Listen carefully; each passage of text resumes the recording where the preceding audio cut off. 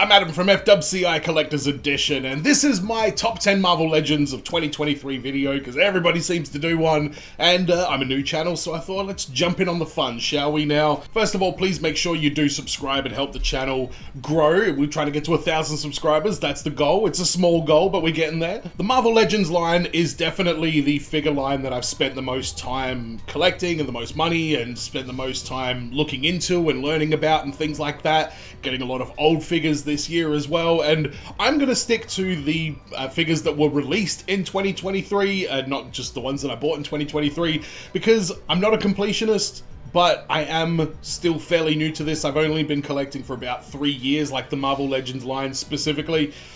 So there's still a lot of stuff out there that I need to try and get my hands on, but I did have plenty of options to choose from 2023. So let's start with the honorable mentions. First of all, Spiral. I don't know if it's 2023 or 2022.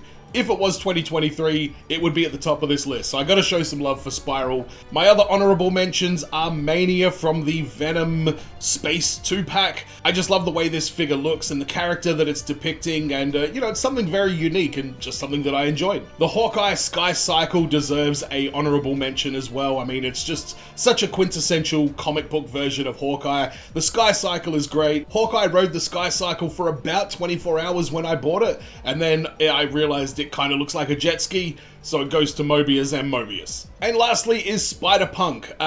This was a great figure, very unique, very skinny limbs. All of the Into the Spider-Verse and Across the Spider-Verse figures have had that very kind of unusual dimensions to the whole figure and all the parts and everything like that. Not only was this figure good though, I managed to get a really good custom unmasked head sculpt for my Hobie figure, so that definitely pushes it up the list. That's not technically Marvel Legends, but RDJ Customs is where I got that from, so go check them out if you're looking for custom head sculpts. I really vote on these based on my own emotional feelings towards the figures, so there's going to be a lot of emotional picks on here. Some of these are going to be more technical picks based on, you know, how good the figure is, but we'll talk about them as we go through. Number 10, Iron Man from the Midnight Suns. Now, while it's not an outstanding figure from like a technical standpoint, I loved the Midnight Suns game, and I wasn't a huge fan of the Midnight Suns armor that they all get at the end, but seeing that we've got an actual Midnight Suns branded action figure,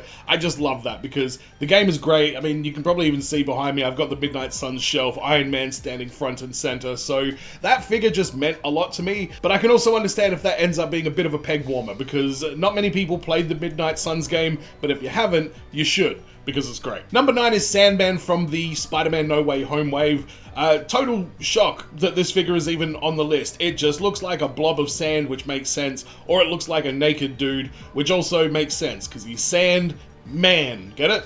But once you get this figure out of the package and you start putting it in poses and using, you know, different accessories and hands and stuff like that, it just comes to life so quickly and so easily. So I had to show some love to the Sandman on this list. Number 8, and you might notice I'm whizzing through these. Let's just whiz through them. You guys know all about these figures, but if there's something to be discussed, it will be discussed. Number 8 is Blade. I feel like this should maybe be higher on the list. I've sort of found a bit more love for this figure since I got it and did my initial review, but it does have some issues. It's very, very shiny. Mine was very, very loose around the limbs, and it was a bit tricky getting certain poses with the trench coat.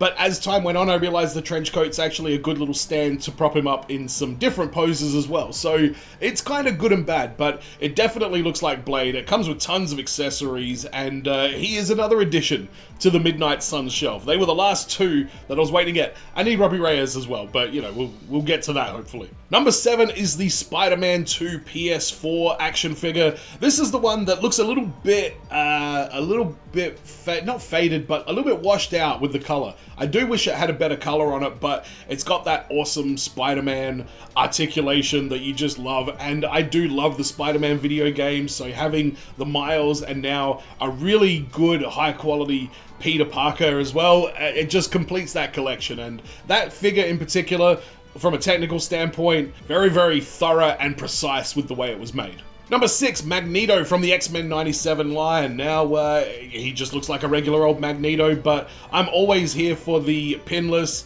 double jointed everything. I like the head sculpt that we got with that one, with the dark around the eyes as well. I thought that was a really nice touch. And on top of that, I just love the X-Men series, and I had a Magneto that I needed to cut the braids off of, and it's like always kind of been a bit of a, not an eyesore, but a bit of a blemish on my X-Men shelf. So Magneto means a lot to me. The X-Men 97 wave means a lot to me as well, and that's why Magneto is number 6 on my list. Number 5, Andrew Garfield's Spider-Man from the No Way Home wave.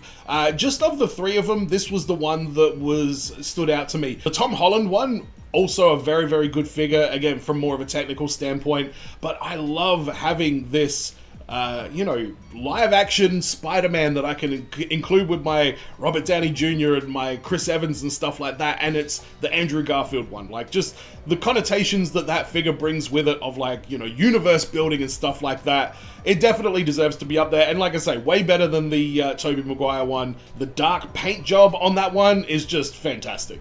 Number 4, Iron Man Infinity Saga. This may surprise some people. I do have a couple of Iron Man at the time of purchasing this one here, but to me, this is your quintessential MCU Iron Man, or even not MCU Iron Man. Like, it looks really, really good.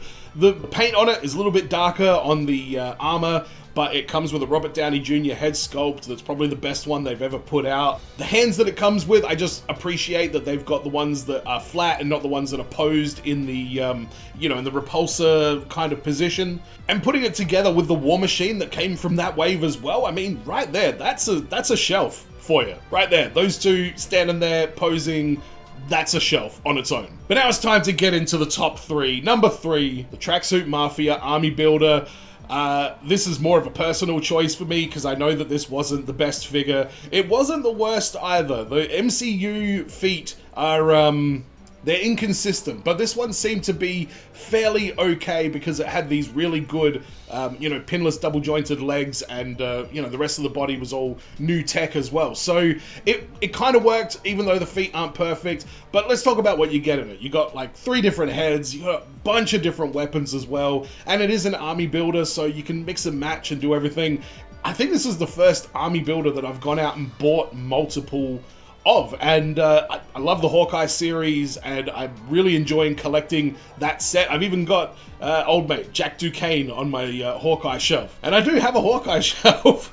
I've been meaning to change that out for a while, but I got the Hawkeye shelf, and I'm kind of happy with it. And getting into figure photography and stuff like that more, these guys have been fodder for countless superheroes that just need a bunch of goons to beat up. I also managed to pick up the Mr. Negative 2-pack as well, and that actually really fleshes out into a army builder just from that 2-pack. You get a bunch of other suited bodies, and you've got yourself a little crew with Mr. Negative. So army building is something I'm still new to, and Tracksuit Mafia was my first introduction to it, and I loved it. Number 2 is Wolverine from the X-Men 97 line. I mean, other than the color looking a tiny little bit washed out, which is a real shame, this figure's great. It poses just like the other Wolverines. You got boneless? You don't have boneless. You got adamantium bones.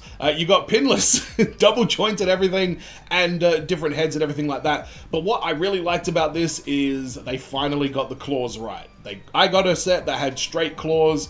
Other ones in the past have always had just one claw of the 6. There's one of them that just won't play nice with the rest, and it just bugs the hell out of me that a Wolverine is sitting there with one wonky claw. It's adamantium. Why is it wonky? And this might be the first Wolverine, with the exception of maybe the Hot Claws one, that all the claws are just perfect. And even though it's a bit of a different shape, they've got these like long pointy ones now instead of the kind of squarish with the little hook at the end. I think it looks fantastic, and the Wolverine 97 figure definitely delivered. And number 1 on my list, and your list, and I'm sure everybody else's list as well, is the Black Widow 65th, whatever it is, the really good Black Widow. You know the one I'm talking about, that one right there.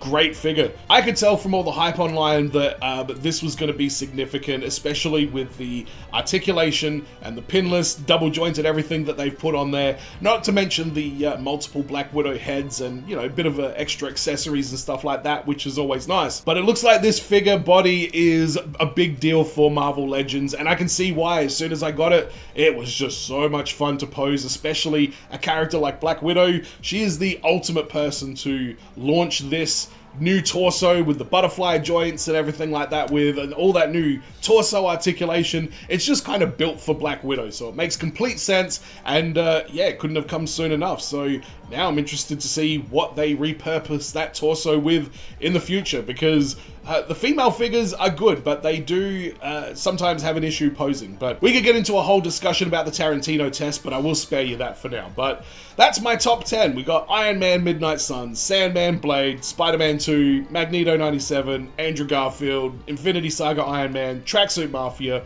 Wolverine 97, Black Widow, 60-something anniversary. I should really remember what that is, but I don't, and that's how we're doing it. That's what's happening on this channel. If you came here to learn what anniversary it is of the Black Widow, I apologize. Not gonna happen. But if you want to see sweet photos like this, then you're in the right place. So you should subscribe and support FWCI Collector's Edition. I thank you for checking out this video. I hope you enjoyed your 2023, and here's to plenty more figs in 2024. And as always, everyone, be well, stay safe, look after your figs. See you in the next video. Peace.